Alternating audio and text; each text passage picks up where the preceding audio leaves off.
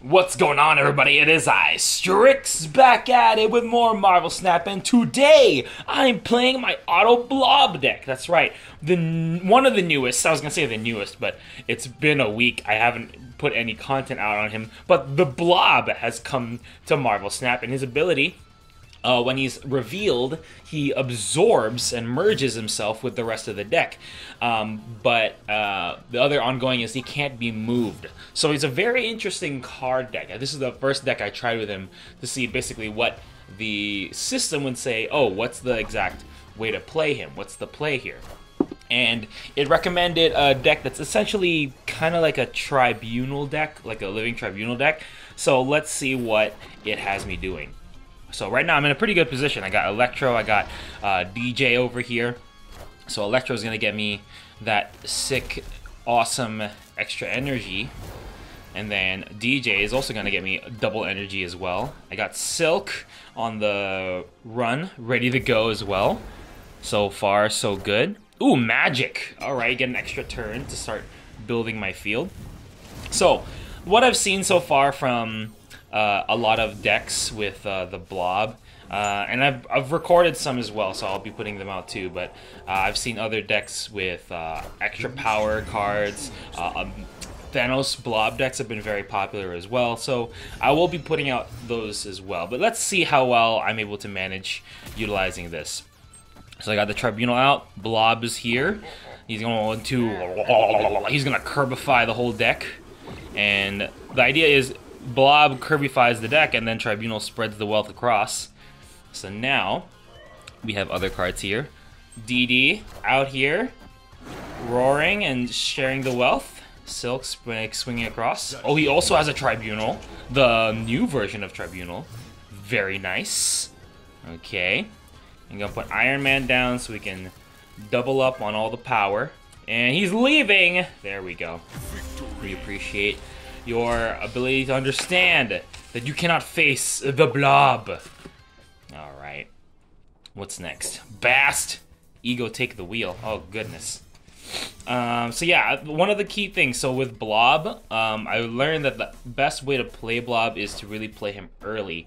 And, like, Blob's kind of a toss-up. You have to have cards, kind of the cards ready in your hand at the get-go before you play Blob. So the best combination I see is if you have a lot of high-power card decks, you would put a card like, what's her name? Wave or Electro down to ramp into Blob, get him summoned a little earlier instead of turn 6, because the earlier that he's summoned, the more cards he can absorb into the in from the deck. So that's the whole point in utilizing him. So yeah, that's the whole situation. So that's the thing to keep in mind, because there's other combinations I've seen with Blob and Taskmaster, obviously, and then Blob with like any other things. Blob is essentially Kirby in this case because he just sucks up everything. Alright, so I got my Electro Sandman ramp already set up. So here's the Tribunal. See, this is back when I was still trying to think of like how the best move is. The best move would have been to just get Blob on the field right away. Yeah, so I would have done that first because I already had pretty good cards set up in my hand. I could have played Tribunal and then Dr. Doom. So that's keeping in mind. Play Blob early so you can get more power out of him. So there's Blob. He's gonna Kirby up whatever is in the deck, bring him to 12. Yeah, it could have been stronger, but it's alright because I think we're gonna be sweeping this battle. Dr. Doom, thankfully, is here to help with that. So he's gonna spread the wealth across using his Doom Bats. And what do you got here? Ooh, the White Tiger. Not enough, unfortunately. Oh, actually very close to that extra sunspot. It was very close. But still not enough. Nice try. GG's. Victory. To me. Haha. Yeah, that's the whole play. So yeah, that's that's just general concept of it. Would I say he's a card worthy of the $6,000, no, not $6,000, the 6,000 token price tag? It's a hit or miss. Because there are some downsides to Blob. Obviously, if you have cards that are not as powerful, it merges everything in the deck. So let's just say, for example, you have cards like, what's her name? Oh, I got the name. Like Green Goblin and Hobgoblin. It absorbs those powers too. It's kind of like a different version of Null, right? If you destroy a negative character, then you get negative points on it. Similarly, if you absorb a negative character, you get negative points on it. So it's really up to you on this point. I don't think it's gonna, like, personally, I don't know. I haven't seen, I'm not super crazy that I can, like, copy off the metas that well, but, you know, there's probably better strategies out there. But I have played with different other strategies on it. I wouldn't say it's, like, the super greatest card ever. Like I said, it's a late turn card.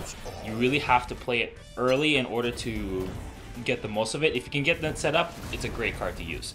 Otherwise, it's going to be pretty difficult to manage, just in a general sense. So yeah. Anyway, he's played double magic, but I have no idea why. Here's the Blob coming in. He's going to suck up. Ooh, he's got a Blob of his own. Okay, looks like we're tied on that.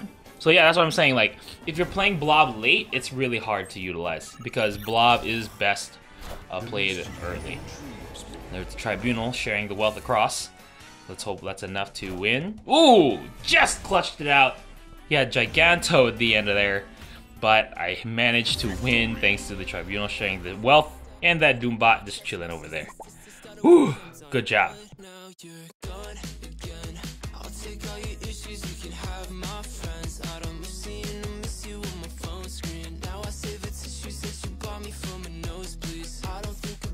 But it's so sweet.